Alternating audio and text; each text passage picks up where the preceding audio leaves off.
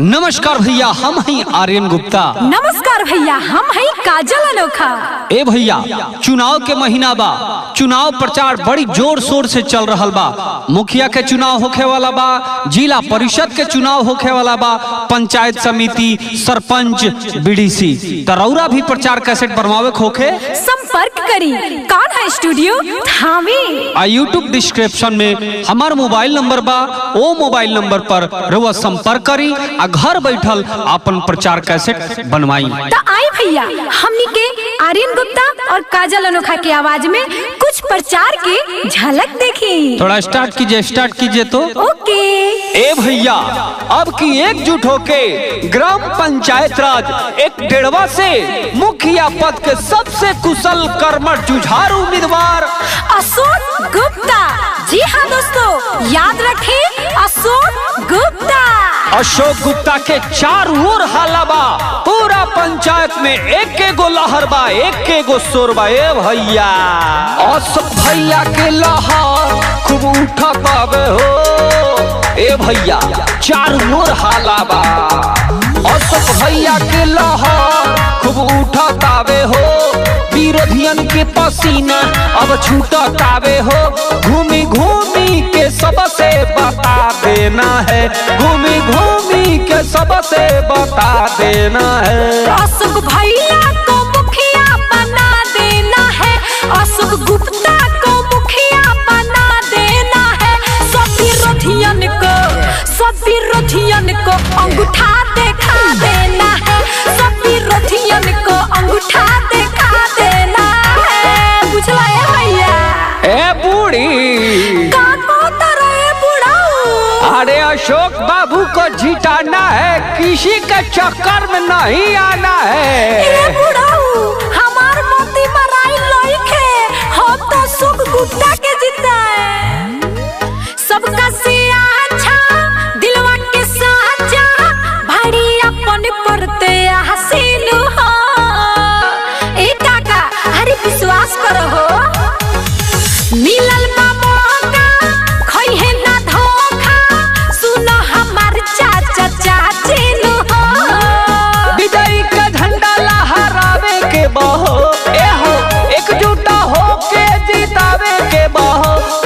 भाभी को जाके समझा देना है, भैया भाभी को जाके समझा देना है। अशोक भैया को मुखिया बना देना है, अशोक गुप्ता को मुखिया बना देना है।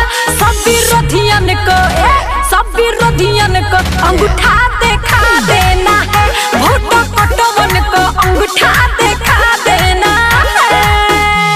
अब तनिक गाना नंबर 2 लगा दीजिए। जी हाँ दोस्तों, साथियों, मित्रों, ग्राम पंचायत राज दुल्लापुर से प्रधान पद के कुशल कर्मठ योग्य जांचे परखे प्रत्याशी रामचल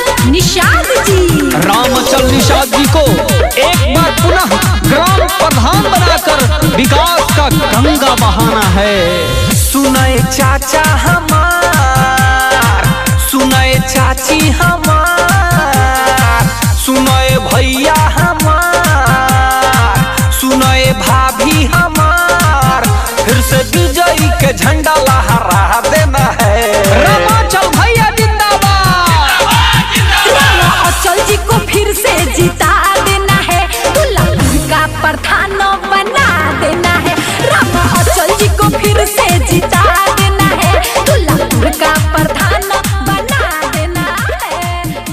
आर्यन भैया, अब तीसरा का गाना लगाई, हम सिंगल गाए। ओके काजल। जी हाँ दोस्तों, साथियों, मित्रों, ग्राम पंचायत राज रामपुर महुआ बारी से ग्राम प्रधान के कुशल कर्मठ योग्य जांचे परखे उम्मीदवार पोलन सिद्दीकी।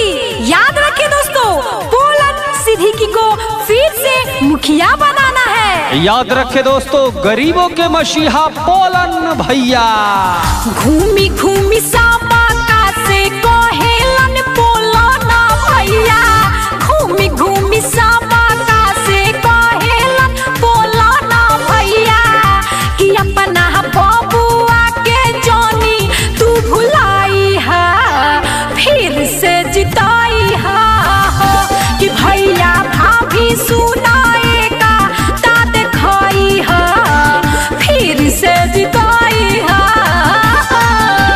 काजल, अब हम चौथा गाना सिंगल गायम, हमहू गाए।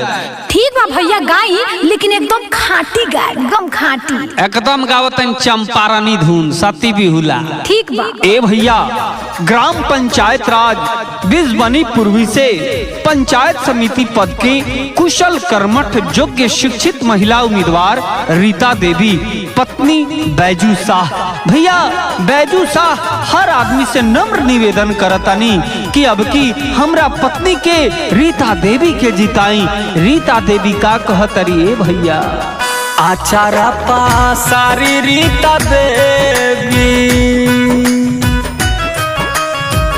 आचारा पासारी रीता देवी तो वोट मांगे आईली दुआरी हो राम।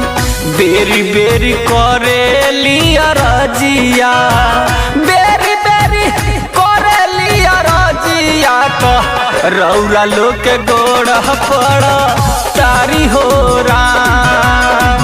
आचारा बसारी रीता देवी तो वोट मांगे आईली दुआरी हो राम। ए भैया, अब पांचवा गाना हमनी के साथे गावल जाए। बिल्कुल गाएंगे, मिलकर गाएंगे एकदम। इस बार हर प्रत्याशी को जिता देना है एकदम से।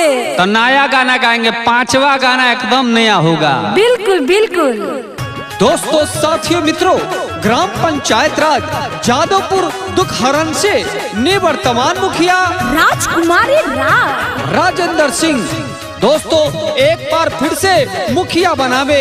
याद रखे दोस्तों, आपके अपने प्रत्याशी, आपके घर के नेता राजेंद्र सिंह। जैसे तू पिछला बार इनका के जीता वाला हो। ए चाची, ई चाचा, अरे सुना हो। हाँ, जैसे तू पिछला बार इनका के जीता वाला हो। मिली जुली सब केहू एकाता देखा वाला हो। राजकुमारी के जितई हो, सुन चाची हो।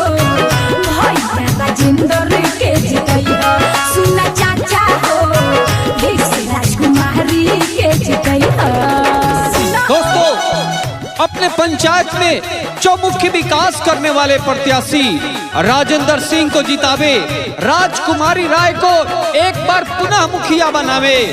याद रखें दोस्तों, जो भी अधूरा कार्य है उसे हम पूरा करेंगे। एक बार सेवा का फिर से मौका दीजिए, इस बार फिर से जिताइए। अपना पंचायत के विकास करवैले,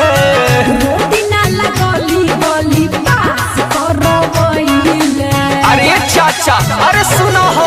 अरे ये चाची सुनो हो। हाँ, पंचायत दुख हरण के बारे चमकैले। जल घरे घरे बारू लगवैले। जैसे तू पिछला बार मुखिया बनाइला हो। फिर से राजकुमारी के जितई हो, सुन काकी हो। भैया राजेंद्र के जितई हो, सुन काका हो।